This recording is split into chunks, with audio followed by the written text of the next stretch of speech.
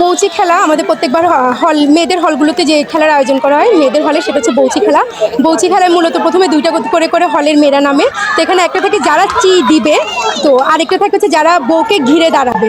যারা চি দিবে তাদের পক্ষ থেকে হচ্ছে যে বউ যায়, তো বউকে ঘিরে অপোজিশন পার্টির যারা থাকে তারা হচ্ছে ওই চারিদিকে দাঁড়িয়ে থাকবে। তো চি মেরে ওদেরকে অল আউট করে বা যতজন পারি আমরা আউট করে আমরা বউ নিয়ে আসবো।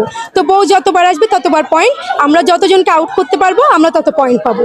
সিমিলারলি এরপরে হচ্ছে যে প্রথম খেলা যেমন 5 মিনিট করে দিছে, উভয় টিম 5 মিনিটের মধ্যে যতটা চি মারতে পারে।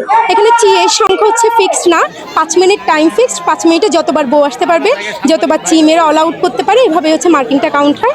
এরকম প্রথমে যারা চি দিবে তাদেরকে সময় দেওয়া হয়, এরপরে আবার তারা গ্রাউন্ডে যাবে, অপোজিশন পার্টির যারা আছে তারা হচ্ছে চিটা দিবে আর কি। এভাবে মূলত খেলাটা হয়ে থাকে। এরপর প্রত্যেক দল থেকে একজন একজন করে উঠে সেমিফাইনাল যাবে, এরপর ফাইনাল থেকে আবার একজন একজন একটা টিম করে উঠে ফাইনাল খেলবে। তো এভাবে আসলে চ্যাম্পিয়ন আর রানার্স আপ টিমটা রেডি করা হয় আর কি, বা ঘোষণা করা হয়।